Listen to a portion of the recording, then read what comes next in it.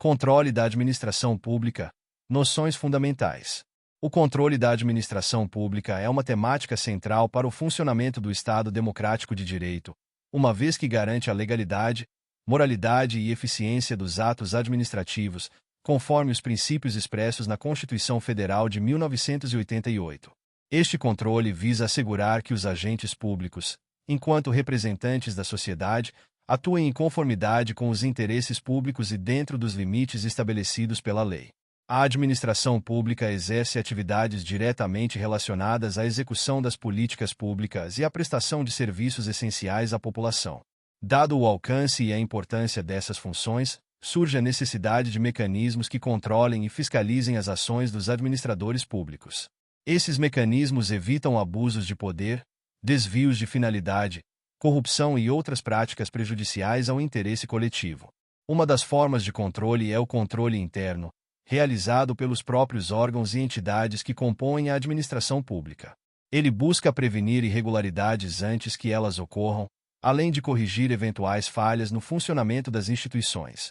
Exemplos desse tipo de controle incluem auditorias internas, correições administrativas e análise de conformidade dos atos. Por outro lado, o controle externo é realizado por órgãos independentes, como o Poder Legislativo, com auxílio dos tribunais de contas, ou mesmo pelo Poder Judiciário. Ele tem o objetivo de garantir que os atos administrativos respeitem a legislação e os princípios constitucionais. Um exemplo típico de controle externo é a fiscalização das contas públicas, que verifica a correta aplicação dos recursos provenientes de impostos e outras fontes de receita.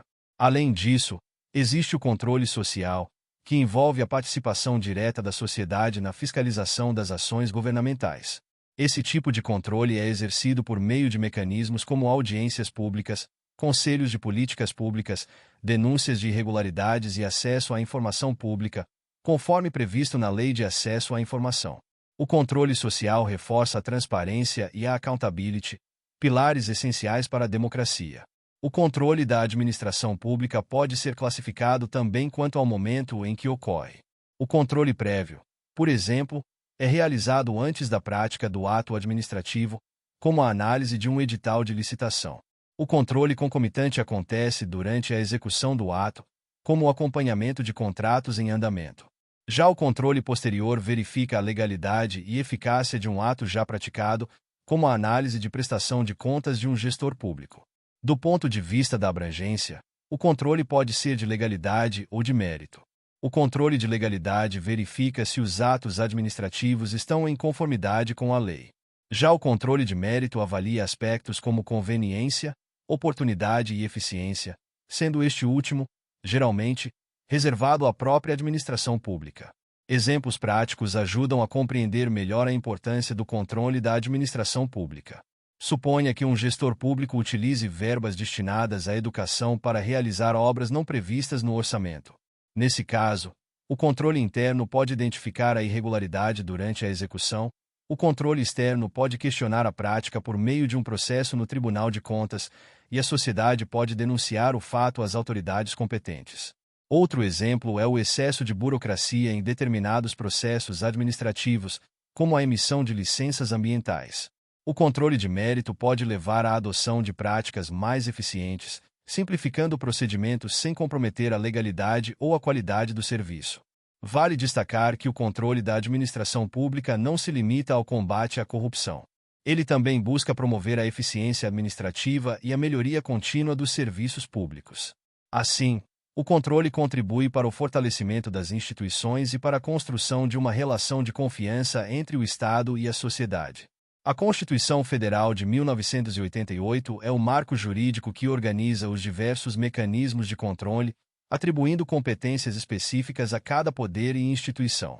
Por exemplo, o Poder Legislativo tem o dever de fiscalizar o Poder Executivo, enquanto o Poder Judiciário atua como guardião da Constituição, assegurando que os direitos fundamentais sejam respeitados.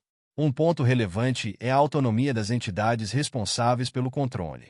Para garantir que essas instituições atuem de maneira imparcial, é fundamental que elas sejam independentes e disponham de recursos adequados para desempenhar suas funções. Isso inclui tanto os órgãos de controle interno quanto externo. Adicionalmente, O avanço da tecnologia tem sido um aliado importante no fortalecimento do controle público.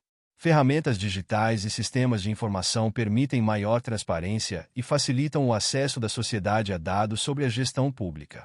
Portais de transparência e plataformas de denúncia são exemplos de como a tecnologia pode ampliar o alcance do controle social. O controle da administração pública não deve ser visto como um obstáculo ao gestor público, mas como um instrumento indispensável para a boa governança. Ele protege o interesse público e assegura que os recursos do Estado sejam utilizados de forma responsável e eficiente. Por fim, é importante enfatizar que o sucesso do controle da administração pública depende da atuação conjunta de todos os atores envolvidos: órgãos de controle, gestores públicos, cidadãos e sociedade civil organizada. Somente com um esforço coletivo será possível alcançar uma administração pública mais ética, eficiente e comprometida com o bem-estar da população. Muito obrigado! E não se esqueça de curtir o vídeo, de se inscrever em nosso canal e de compartilhar o vídeo com amigos e familiares para aumentar essa rede do bem. Ative o sininho também para receber todas as notificações dos novos vídeos. Até mais!